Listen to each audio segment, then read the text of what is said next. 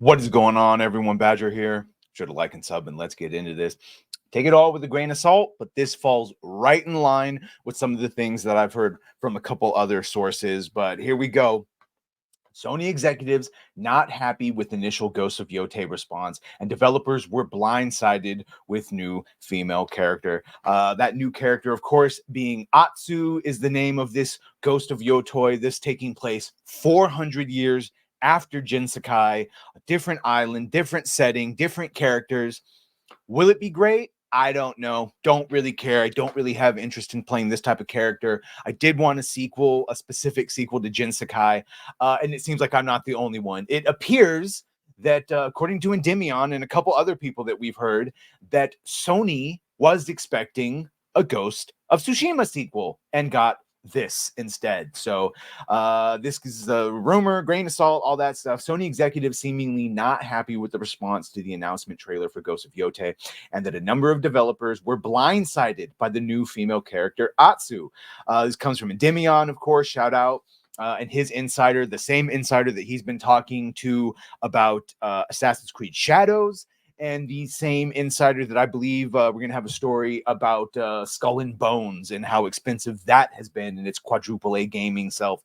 But here he says, apparently Ghost of Yotei blindsided many people that were working at Sony who were not made aware of what Sucker Punch was making.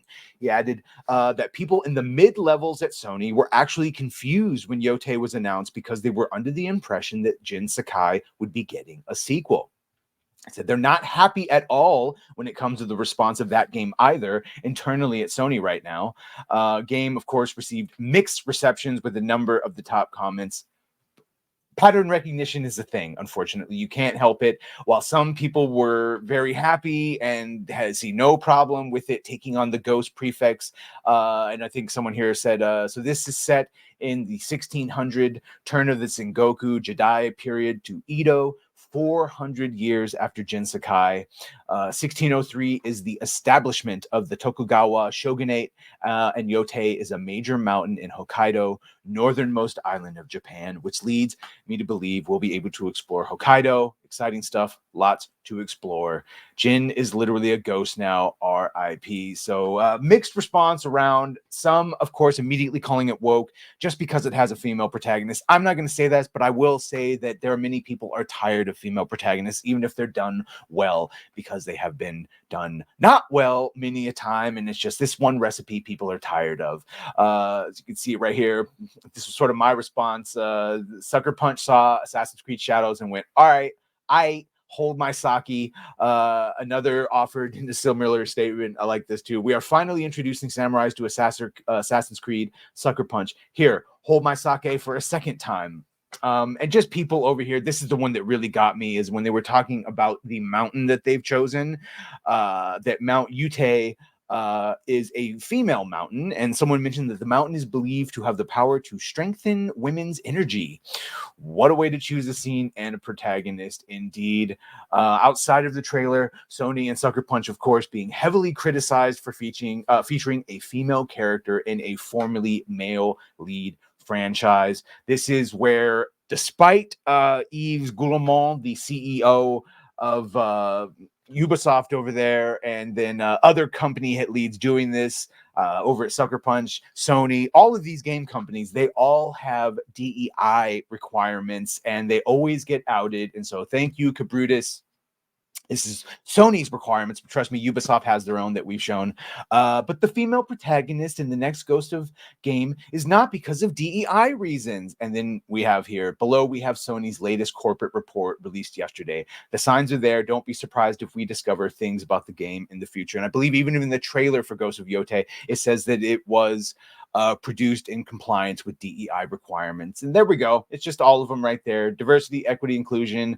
Sony aims to be an organization where diverse opinions, blah, blah, unless you're a Republican, you get the idea. It's the same verbiage. It's the same things. People from underrepresented groups.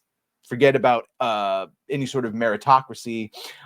Just got numbers we got to hit. And then we just get into the long line of people either supporting or, you know, here we go, Dread Roberts, Ghost of Yotei is Sony's next big game. To think that they wouldn't shove DEI into their most anticipated title ignorant. There are only so many signs that people can withstand before they start asking questions, and we're now at that point. And yes, this is the pattern recognition that even in that trailer, even if done well, people go, just because the 3-minute long trailer doesn't outright say it to your face doesn't mean it isn't there, but we should know this by now. Amen to Dread Roberts there. Dread Roberts. As if it wasn't already written on the wall with the voice actors' beliefs and advocating of trans rights, etc. Now we know Sony is still pushing. Yes, and I'm sorry. I know there's a lot of people saying that just because Erika Ishii, you can see here, look, just because she was cast doesn't mean it's going to be ideologically based, but it's not helping in that argument when you see the type of things that she says online. And just overall, people are calling it out. This is, of course, the former one of the former CEOs from Sony saying, if you don't like it, don't buy it. Message received, of course.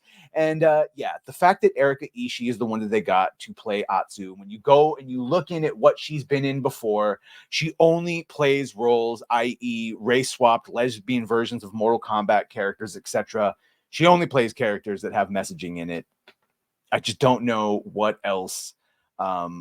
Just don't know what else we can do. It's in your face, and when it's not in your face, it's so obvious that it's, you read between the lines. So we will wait for further information to come out, but as it is, it's looking like a significant amount of people from Sony we're completely caught off guard by Sucker Punch's decision. And either way, much like Ubisoft being surprised at the reaction to Yasuke, it seems like over at Sony, they were shocked by the negative response to Ghost of Yotei. Not surprising, though, if you have been paying attention. Either way, please, hope you've been paying attention. Make sure to like, share, and sub. If you have done that, thank you. If you're going to do that, thank you. And well, bye.